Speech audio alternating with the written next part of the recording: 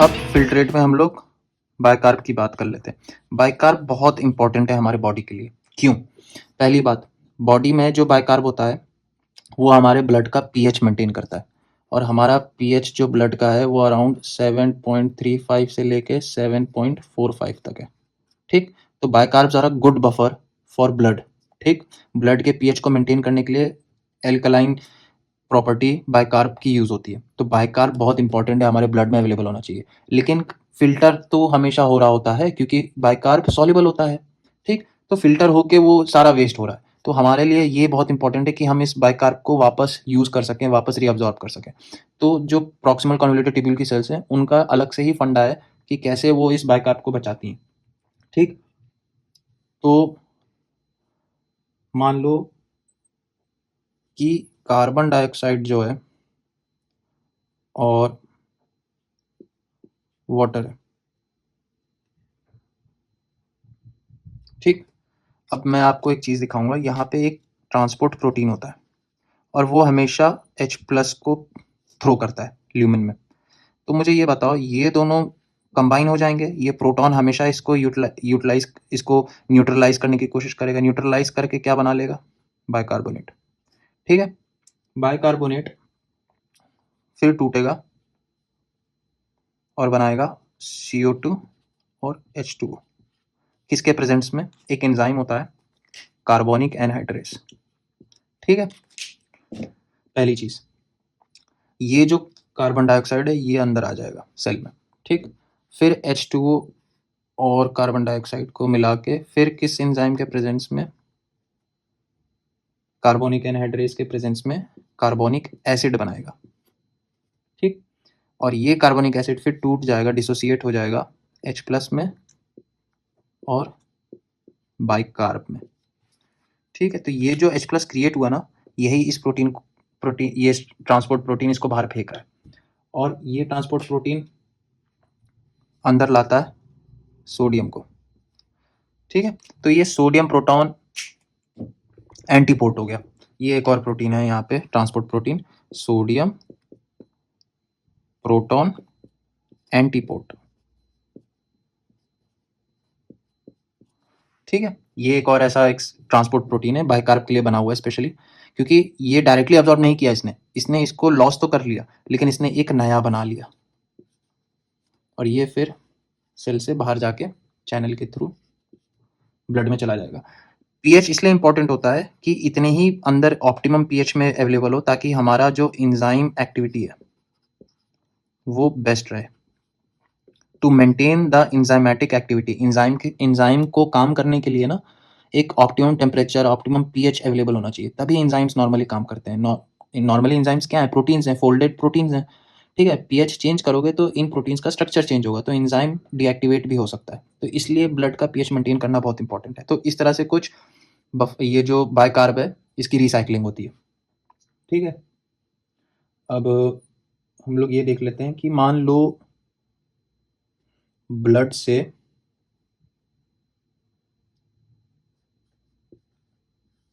Haemoglobin आ गया filter होके। ठीक है? हीमोग्लोबिन का फंडा ये है कि ये हीमोग्लोबिन जब ल्यूमिन में आ जाएगा फिल्टर होके, तो प्रॉक्सिमल कन्वोल्यूटेड ट्यूब्यूल को सब कुछ अब्सॉर्ब करना है, जो भी इंपॉर्टेंट चीज़ है। तो उसे ये लगता है ये हीमोग्लोबिन भी इंपॉर्टेंट है, तो ये हीमोग्लोबिन को अंदर ले आता है। हीमोग्लोबिन जब सेल के अंदर आ जाता है तो हीमोग्लोबिन बेसिकली टूट जाता है। हीम वाला जो पार्ट होता है अलग हो जाता है और आयरन वाला पार्ट अलग हो जाता है। तो जो आयरन वाला पार्ट होता है ना, वो फेरिक फॉर्म में होता है, तो वो फ्री रेडिकल प्रोड्यूस कर सकता है या खुद फ्री रेडिकल की तरह काम कर सकता है, और फ्री रेडिकल इंजरी की वजह से प्रॉक्सिमल कन्वोल्यूटेड ट्यूब्यूल को डैमेज पहुंचा, सेल्स को डैमेज पहुंचा सकता है। ठीक है? सेल आरबीसी के अंदर जब तक रहेगा हीमोग्लोबिन, तब तक हीमोग्लोबिन खुद बाहर नहीं आ पाएगा, फिल्टर नहीं हो पाएगा, क्योंकि आरबीसी तो बड़ा साइज है और आरबीसी सेलुलर कंपोनेंट है, तो ये फिल्टर हो ही नहीं सकता। कोई ऐसी पैथोलॉजी जिसमें आरबीसी फट गया हो, rupture of RBC leads to expression of hemoglobin, exposed hemoglobin, and this exposed hemoglobin can be readily filtered, आराम से फिल्टर हो सकता है। एक exposed hemoglobin आराम से फिल्टर हो सकता है, और ये जब फिल्टर होके आएगा तो ये फिर डैमेज करेगा इसको। ठीक है? तो एक तो ये देख लिया हमने, हेमोग्लोबिन का फंडा फ्री रेडिकल इंजरी करा सकता है। तो हमने क्या-क्या देख लिया, अब हम लोग समराइज़ कर लेते हैं कि क्या-क्या चीज़ें प्रॉक्सिमल कन्वोल्यूटेड ट्यूब्यूल में अब्ज़ॉर्ब की गई हैं। तो हमने देख लिया कि सोडियम अब्ज़ॉर्ब किया है हमने, रीअब्ज़ॉर्ब कर लिया। हमने ग्लूकोज़ भी रीअब्ज़ॉर्ब कर लिया, एमिनो एसिड भी रीअब्ज़ॉर्ब कर लिया, ज़ाहिर बात है सोडियम के साथ वाटर भी आया होगा, ठीक है? फिर हमने क्लोराइड, आयन जैसे नेगेटिव स्पीशीज़ को भी रीअब्ज़ॉर्ब कर लिया। फिर उसके बाद हमने बाइकार्ब का भी देख लिया कैसे रीअब्ज़ॉर्ब हो जाता है, लॉस नहीं होने देता है, ठीक है? तो ये सारी चीज़ें प्रॉक्सिमल कन्वोल्यूटेड ट्यूब्यूल में रीअब्ज़ॉर्ब हो रही हैं, ठीक है? तो कभी सोडियम ग्लूकोज के साथ कपल होकर अंदर आ रहा है, कभी सोडियम एमिनो एसिड के साथ, कभी क्लोरीन के साथ कपल होकर आ रहा है, ठीक है? तो इस तरह से ये चलता रहेगा। अब मेरा एक मेन क्वेश्चन ये है कि हमने ये देखा है कि ये बोमेन्स कैप्सूल है, ये इसका प्रॉक्सिमल कन्वोल्यूटेड ट्यूब्यूल है, ये लूप ऑफ हेनली है, ये थिक पार्ट है, फिर collecting tubule, distal convoluted tubule, ठीक? हमने ये देखा है कि ये जो ग्लोमेरुलर कैपिलरीज होती हैं, इसमें से फिल्टर होके 125 ml पर मिनट के हिसाब से ये GFR है, हमें ये मालूम है, ठीक? तो अल्टीमेटली क्या होता है, 65% यहाँ अब्जॉर्ब हो जाता है, रीअब्जॉर्ब हो जाता है, ठीक है? यहाँ नीचे 15% लूप ऑफ हेनली में रीअब्जॉर्ब हो जाता है, ठीक है? कितना हो गया, 65 + 15 80% हो गया, और डिस्टल कन्वोल्यूटेड ट्यूब्यूल में भी अराउंड 15% रीअब्जॉर्ब हो जाता है, ठीक है? तो अगर मैं इसको 100 ml मान के चलूँ तो अराउंड 5 ml ही बचेगा, ठीक? और वो भी रीअब्जॉर्ब हो जाता है कभी-कभी, और अल्टीमेटली हमारे पास जो यूरिन आता है वो सिर्फ 1 ml के हिसाब से आता है, ठीक है? पर minute 1 ml, formation of urine पर मिनट इज 1 ml, ठीक है? तो अगर मैं एक ओवरऑल आपसे पूछूं कि मुझे ये बताओ एक दिन में कितना यूरिन बनेगा, ठीक है? तो एक दिन में तो यूरिन मुझे बस मिनट्स निकालने हैं, एक दिन में मिनट्स कितने होते हैं उसको मैं इससे मल्टीप्लाई कर दूंगा, तो 1 ml पर मिनट इंटू 60 मिनट्स इंटू 24, ये आ जाएगा हमारा 1440, ठीक है, ml, या फिर 1.5 लीटर्स। तो ये तो हमारा डेली प्रोडक्शन यूरिन का है, ठीक है? अब अगर मैं ये आपसे पूछूं कि GF ग्लोमेरुलर फिल्ट्रेट, ठीक है, पर डे कितना है, तो फिल्ट्रेशन रेट कितना था, 125, 125 को मल्टीप्लाई कर दो 24 इंटू 60, तो एक दिन का निकल के आएगा, ठीक है? तो ये अराउंड 180 लीटर्स निकल के आता है। तो अब ये देखो कि कितना बड़ा डिफरेंस है, फिल्टर करके 180 लीटर्स फिल्टर कर रहे हैं, सारे नेफ्रॉन्स मिला के एक दिन में 180 लीटर्स फिल्टर आउट कर रहे हैं, ठीक? और यूरिन बनता कितना है एक दिन में, सिर्फ 1.5 लीटर्स। इसका मतलब अगर मैं माइनस करूं तो अराउंड 178.5 लीटर्स क्या हुआ, रीअब्जॉर्ब हो गया। तो इसका मतलब जो ट्यूबुलर सिस्टम है, नेफ्रॉन जो है वो मोर देन 99% रीअब्जॉर्ब कर रहा है, ठीक है? तो ये चीज़ है।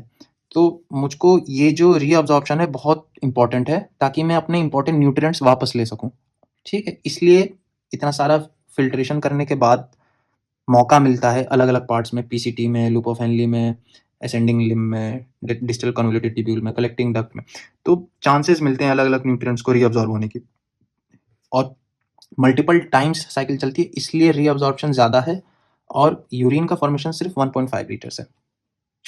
अब हम लोग कुछ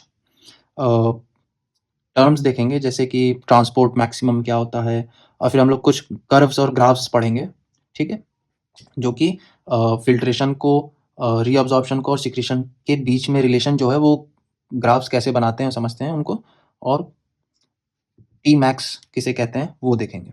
तो अब हम लोग थोड़ा सा टी मैक्स के बारे में देख लेते हैं। टी मैक्स मतलब ट्रांसपोर्टेशन मैक्सिमम। ये एंटिटी को क्यों बनाया गया है, मान लो यहाँ पे नेफ्रॉन है, ठीक है, प्रॉक्सिमल कन्वोल्यूटेड ट्यूब्यूल है, ठीक है, ये प्रॉक्सिमल कन्वोल्यूटेड ट्यूब्यूल के सेल्स हैं, ठीक। टी मैक्स का ये मतलब हुआ कि एक ऐसा कंसेंट्रेशन जो फिल्ट्रेट का होगा, ठीक, कि जब तक वो मैक्सिमम रीअब्जॉर्प्शन कर सके। ठीक है, अब मान लो मेरे पास ग्लूकोज है, एग्जाम्पल ले लेते हैं, ग्लूकोज है। ठीक है, तो ग्लूकोज तो फिल्टर आउट होके आएगा।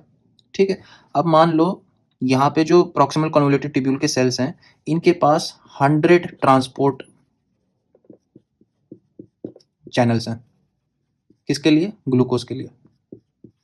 ठीक है, सिर्फ 100 है मान लो, तो और मेरा फिल्टर आउट होके आ रहा है 50 मॉलिक्यूल्स ग्लूकोज के फिल्टर आउट हो रहा है, तो जाहिर बात है 50 के 50 रीअब्जॉर्ब हो जाएंगे। अब मैं 50 ना करके 60, 70, 80, 90 सारे रीअब्जॉर्ब हो जाएंगे, जितना भी आएगा। 100 भी आएंगे अगर ग्लोमेरुलर फिल्ट्रेट में, अगर 100 मॉलिक्यूल्स ऑफ ग्लूकोज भी आ जाएंगे, तब भी 100 के 100 रीअब्जॉर्ब हो जाएंगे, क्योंकि मेरे पास 100 ट्रांसपोर्ट चैनल्स हैं। 100 से ऊपर कर दूं मैं, मान लो 120, 130, 140। ठीक है, तो एक थ्रेश होल्ड के बाद, एक वैल्यू के बाद ना, सारे जो चैनल्स होंगे वो सैचुरेटेड हो जाएंगे, बिजी हो जाएंगे, सैचुरेट होंगे, और ये रीअब्जॉर्ब नहीं हो पाएगा और यूरिन में आने लगेगा। ठीक है, तो टी मैक्स का ये मतलब हुआ उस कंसेंट्रेशन पर जहां पर यूरिन एक्सक्रीशन होने लगता है ग्लूकोज का। ठीक है, यूरिन में, तो उस कंसेंट्रेशन पे हम लोग टी मैक्स को डिसाइड करते हैं। ठीक है, अब हम लोग जैसे मान लो ब्लड सर्कुलेशन में कितना ग्लूकोज है, मान लो 100 मॉलिक्यूल्स मान लो। ठीक है, तो 100 है, अगर ये फिल्टर आउट भी हो गया 100, तो ये वापस रीअब्जॉर्ब हो जाएंगे। मैं इसको 100 ना करके 200 कर दूं। ठीक है, तो अब थोड़ी प्रॉब्लम है, क्योंकि बहुत सारे नेफ्रॉन्स, अलग अलग नेफ्रॉन्स अलग अलग तरह से काम करते हैं, सारे आइडेंटिकल नहीं होते। तो कुछ नेफ्रॉन्स ऐसे होंगे जो 150 तक रीअब्जॉर्ब कर पा रहे हैं, उनके पास हो सकता है ये प्रोटीन ज़्यादा हो, चैनल प्रोटीन। ठीक, और बहुत सारों के पास कम होगा ट्रांसपोर्ट चैनल प्रोटीन, ये वाला। तो कोई कोई 150 तक रीअब्जॉर्ब कर ले रहा है, कोई 200 भी रीअब्जॉर्ब कर ले रहा है, कोई 100 ही कर पा रहा है। ठीक है, तो उतने पे जब तक सारा रीअब्जॉर्ब हो रहा है, तो टी मैक्स अचीव हो रहा है। ठीक, लेकिन अगर मैं इसको 200 से 250 कर दूं, ठीक है, तो सारे जो ट्रांसपोर्ट चैनल्स थे वो सैचुरेट हो जाएंगे, और पहली बार ग्लूकोज रीअब्जॉर्ब नहीं हो पाएगा और यूरिन में अपीयर होगा। ठीक, जब पहली बार अपीयर होगा ना, उस प्लाज्मा कंसेंट्रेशन को हम लोग टी मैक्स बोलेंगे। इस कंसेंट्रेशन पर पहली बार ग्लूकोज यूरिन में अपीयर हुआ, क्यों? क्योंकि सारे ट्रांसपोर्ट चैनल सैचुरेट हो गए थे, तो उस कंसेंट्रेशन को टी मैक्स बोला गया। अलग अलग सब्सटेंस, अलग अलग फिल्टर्ड सब्सटेंस के लिए अलग अलग टी मैक्स होगा। ठीक, मैं इसको 350 कर दूंगा, तब तो भाई सारा का सारा ग्लूकोज यूरिन में आने लगेगा। ठीक है, 100 था, 100 रीअब्सॉर्ब हो जाएगा, लेकिन बाकी सारा एक्सक्रीट हो जाएगा। ठीक, अब मैं ग्राफिकल रिप्रेजेंटेशन प्लाज्मा कंसेंट्रेशन की बात कर रहा हूँ। जी का मतलब हो गया ग्लूकोज, हमने एग्जाम्पल के लिए ग्लूकोज लिया है। अब हम ग्लूकोज को देखेंगे, ग्लूकोज का फिल्ट्रेशन कैसे होता है, रीअब्सॉर्प्शन कैसे होता है, और सिक्रीशन कैसे होता है, और ग्राफ में इसके कर्व्स देखेंगे। मान लो एक्स एक्सिस पे मैं प्लाज्मा का कंसेंट्रेशन ले रहा हूँ ग्लूकोज का। ठीक, और वाई एक्सिस पे हम लोग पहले देखेंगे फिल्ट्रेशन।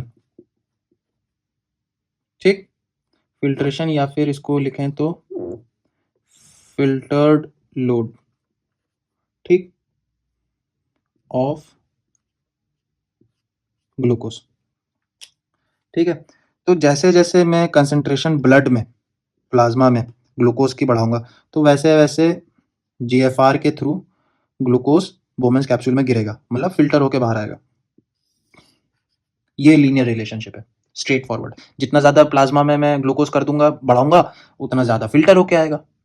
ठीक है, बोमेंस कैप्सूल में। तो ये तो लीनियर रिलेशन है। अब मुझे दूसरी चीज देखनी है, रीअब्जॉर्प्शन। जैसे जैसे प्लाज्मा में मैं ग्लूकोज बढ़ाऊंगा, तो ऑटोमेटिकली जाहिर बात है फिल्टर भी ज्यादा होगा ग्लूकोज, तो इसलिए लीनियर रिलेशनशिप है। अब मैं दूसरा कर्व बनाऊंगा जो कि रीअब्जॉर्प्शन दिखाएगा।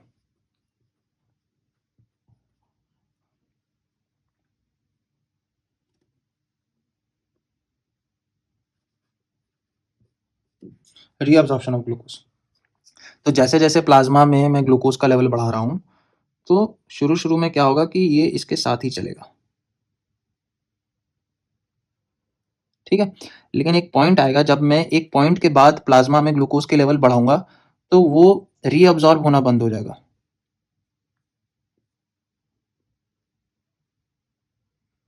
और फिर स्ट्रेट हो जाएगा।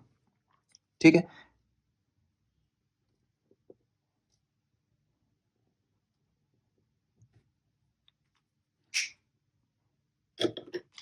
मान लो कि यहाँ पर ये जो कंसेंट्रेशन था ना, ये 250 है और ये 350 है। ठीक है, अब ध्यान से देखो, प्लाज्मा में जैसे ही मैंने कंसेंट्रेशन बढ़ाना शुरू किया तो रीअब्जॉर्प्शन जो हो रहा था ग्लूकोज का वो साथ में हो रहा था, बढ़ा रहा था, वो भी उतना ही रीअब्जॉर्ब हो रहा था। लेकिन एक पॉइंट के बाद हुआ क्या कि प्लाज्मा में 250 के बाद जब ज़्यादा करने लगा, मैं ग्लूकोज को बढ़ाने लगा, 250 से 260 किया, ब्लड में 270 किया प्लाज्मा में, तो जो फिल्टर्ड ग्लूकोज था ना वो अब रीअब्जॉर्ब नहीं होने लगा। वो इस वजह से क्योंकि इस पॉइंट पर रीनल थ्रेशोल्ड अचीव हो गई थी। इस पॉइंट पर क्या था कि बहुत सारे ऐसे नेफ्रॉन्स थे, उन्होंने रीअब्जॉर्ब करना छोड़ दिया क्योंकि उनके पास हो सकता है प्रोटीन कम रहे हो, ट्रांसपोर्ट चैनल्स कम रहे हो, क्योंकि no two nephrons are identical. जैसे no two individuals are identical, उसी तरह से no two nephrons are identical. ठीक है, और बढ़ाता गया मैं प्लाज्मा में ग्लूकोज के कंसेंट्रेशन 350 तक ले आया। 350 पर तो भाई सारा उसने रीअब्जॉर्प्शन ही करना बंद कर दिया। फिर मैं बढ़ा रहा हूं तो वो पैरेलल चल रहा है, मैं बढ़ा रहा हूं तो रीअब्जॉर्ब कुछ हो ही नहीं रहा है। ठीक है, जितना होना था रीअब्जॉर्ब उतना ही हो रहा है कांस्टेंट लेवल पर। ठीक है, तो ये वाला जो पॉइंट है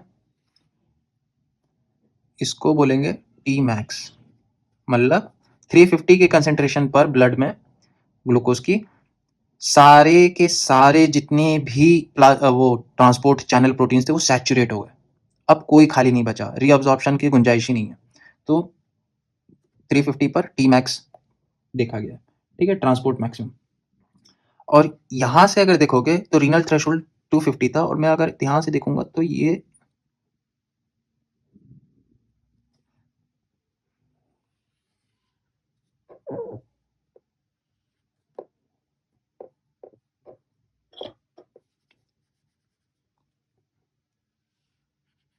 ऐसे एक और ग्राफ बन के आ रहा है, 250 से ही स्टार्ट हो रहा है, और वो ग्राफ है एक्सक्रीशन का। ठीक है, ग्लूकोज एक्सक्रीशन और यूरिन में आने लग रहा है। अच्छा, मैंने यहाँ पे 3 नेफ्रॉन्स बना रखे हैं, इनके बारे में देख लेते हैं। मान लो कि 250 कर दिया मैंने ब्लड में ग्लूकोज। ठीक है, तो मेरे पास 3 नेफ्रॉन है, 1 2 3 नेफ्रॉन है। ठीक, तो एक ये वाला नेफ्रॉन जो है, मान लो ब्लड में ग्लूकोज 250 है। ठीक, तो सारा कुछ करने के बाद, रीअब्जॉर्ब करने के बाद फिर भी कुछ यूरिन में आ गया। ठीक है, तो कुछ तो रीअब्जॉर्ब हुआ होगा। सेकंड में मैंने और बढ़ाया, उसमें भी रीअब्जॉर्ब हुआ होगा, लेकिन तब भी यूरिन में आ रहा है। मैंने 350 कर दिया, अब्जॉर्ब तो अब भी हो रहा है, लेकिन यूरिन में तब भी आ रहा है ग्लूकोज। मेरा कहने का ये मतलब है कि प्रॉक्सिमल कन्वोल्यूटेड ट्यूब्यूल में जो ट्रांसपोर्ट प्रोटीन्स हैं, जो चैनल्स हैं, वो अलग अलग नेफ्रॉन में अलग अलग है। ठीक, अब मान लो कि मेरा जो पहला वाला नेफ्रॉन है उसके पास सबसे कम ट्रांसपोर्ट चैनल प्रोटीन्स है। ठीक, और 2 में उससे ज़्यादा है, और 3 में थर्ड नेफ्रॉन के पास प्रॉक्सिमल कन्वोल्यूटेड ट्यूब्यूल में जो ट्रांसपोर्ट चैनल्स है वो सबसे ज़्यादा है, मान लो। ठीक, तो इसका मतलब वो ज़्यादा रीअब्जॉर्ब कर सकता है, 2 वाला कम रीअब्जॉर्ब करेगा, 1 वाला सबसे कम रीअब्जॉर्ब करेगा। ठीक, ऐसा देखा गया है कि जैसे जैसे मैं प्लाज्मा में कंसेंट्रेशन बढ़ा रहा हूँ ग्लूकोज की, ठीक, एक तो पॉइंट ये होगा कि कुछ ऐसे नेफ्रॉन्स होंगे कि 250 पर ही ग्लूकोज यूरिन में आने लगेगा क्योंकि उनके पास ट्रांसपोर्टर्स कम थे। और 350 तक, मतलब मैं जब 350 पर आ जाऊंगा कंसेंट्रेशन बढ़ाते बढ़ाते, 350 कर दिया मैंने कंसेंट्रेशन प्लाज्मा में ग्लूकोज की, तो जो best of the best nephrons reabsorption कर सकते थे वो भी फेल हो जाएंगे। ठीक, तो इस पॉइंट पर जब मैं अब डोज को बढ़ाऊं, मतलब ग्लूकोज के कंसेंट्रेशन को बढ़ाऊंगा, ठीक है, अब उससे क्या कहते हैं, रीअब्जॉर्प्शन पे इफेक्ट नहीं आ रहा है, तो उस वक्त ट्रांसपोर्ट मैक्सिमम कहा जाएगा। ऑल द ट्रांसपोर्ट चैनल्स या proteins are saturated at that particular plasma concentration of the solute। ठीक है, अच्छा, अब ये ऐसी बात है कि अलग अलग नेफ्रॉन्स के पास अलग अलग नंबर ऑफ ट्रांसपोर्ट प्रोटीन्स होते हैं। इसी वजह से यहाँ पे अगर ये देखो, ये वाला जो कर्व है ना, ये कर्व बन के आ रहा है। ठीक है, ये ऐसे नहीं है, इस तरह से नहीं है ग्राफ, ग्राफ ऐसे है। कर्व में है, ठीक है। वो इस वजह से कर्व आ रहा है क्योंकि अलग अलग नेफ्रॉन्स प्रेजेंट होते हैं और इसी पार्ट को हम लोग स्प्ले बोलते हैं। उसी तरह से एक्सक्रीशन वाले में देखोगे तो रीनल थ्रेशोल्ड के बाद ही तो ग्लूकोज यूरिन में आने लगेगा और ये धीरे धीरे धीरे धीरे ऊपर जा रहा है। तो इस वाले पार्ट में भी स्प्ले प्रेजेंट है, ठीक है। अब एक्सक्रीशन का स्प्ले से क्या लेना देना है, वो इसी वजह से है क्योंकि अलग अलग नेफ्रॉन्स के पास अलग अलग नंबर ऑफ ट्रांसपोर्ट चैनल्स कम ज़्यादा है, तो इस वजह से स्प्ले क्रिएट हो रहा है, ठीक है। तो आई होप आप लोग को फिल्टर्ड लोड का ग्राफ जो ब्लैक में है, रीअब्जॉर्प्शन का ग्राफ जो ग्लूकोज का है और जो एक्सक्रीशन का कर्व है, ये तीनों रिलेशन आपस में समझ में आ गए। तो अगर ध्यान से देखोगे ये जो स्प्ले हो रहा है ना, तो अगर कोई पूछे कि स्प्ले का रीज़न क्या है पर्टिकुलरली, तो स्प्ले इस वजह से क्रिएट हो रहा है क्योंकि इससे दो रीजंस हैं। पहली चीज़, इससे ये पता लग रहा है कि no two nephrons are identical, तो इसका मतलब नेफ्रॉन्स के आपस में हेट्रोजीनस है, मतलब आपस में हेट्रोजिनिटी दिखा रहे हैं, पहली चीज़। और दूसरी चीज़, जो ग्लूकोज है ना, जो ट्रांसपोर्टिंग प्रोटीन है, ट्रांसपोर्टेशन ऑफ ग्लूकोज है जो, तो वो जो ट्रांसपोर्ट प्रोटीन है वो लो एफिनिटी दिखाता है। इसका मतलब कि जैसे जैसे मैं प्लाज्मा में कंसंट्रेशन बढ़ा रहा हूँ ना, तो मान लो ये ट्रांसपोर्ट प्रोटीन है, तो ये सोडियम था, ये ग्लूकोज लग गया इस पे, इसके नीचे एक और है, वो भी उसी तरह से सोडियम लग गया, ग्लूकोज लग गया, ठीक है। तो जैसे जैसे मैं प्लाज्मा में ग्लूकोज की कंसंट्रेशन बढ़ा रहा हूँ, तो क्या होता है कि कभी कभी क्या होता है, मान लो ये इससे अटैच हुआ लेकिन ये सही से अटैच हुआ नहीं, ये गिर गया और ये गिर के नीचे वाले को पकड़ लेगा, तो तब भी रीअब्सॉर्ब हो जाएगा ये, ठीक है। लेकिन जब मैं प्लाज्मा में इतना ज़्यादा कंसंट्रेशन कर दूं कि जब वो फिल्ट्रेशन होके आएगा ल्यूमन में प्रॉक्सिमल कन्वोल्यूटेड ट्यूब्यूल के, तो यहाँ पे खाली जगह मिलेगी ही नहीं, ठीक है। और इस वजह से जो एक्स्ट्रा ग्लूकोज होगा वो यूरिन में चला जाएगा, एक्सक्रीट हो जाएगा। तो हेट्रोजिनिटी इन द सेंस, हर नेफ्रॉन का प्रॉक्सिमल कन्वोल्यूटेड सेल जो होगा, सबके पास अलग अलग नंबर ऑफ ट्रांसपोर्ट चैनल्स होंगे, पहली चीज़, इसलिए इनको हेट्रोजिनिटी बोला गया। लो एफिनिटी की वजह से भी स्प्ले क्रिएट हो रहा है, ठीक है। तो अब हम आगे फाइनली फिल्ट्रेशन, रीअब्जॉर्प्शन और सिक्रीशन को अलग अलग करके भी देखेंगे, ठीक है। और बहुत सारे ऐसे सॉल्युबल सब्सटेंसेस हैं जो फिल्टर आउट होके आएंगे, उनके भी स्पेशल ग्राफ्स हैं, वो देखेंगे। तो आई होप आप लोग को प्रॉक्सिमल कन्वोल्यूटेड ट्यूब्यूल का जो फिल्ट्रेशन, रीअब्जॉर्प्शन और सिक्रीशन वाला पार्ट था समझ में आ गया। Thanks for watching and stay tuned.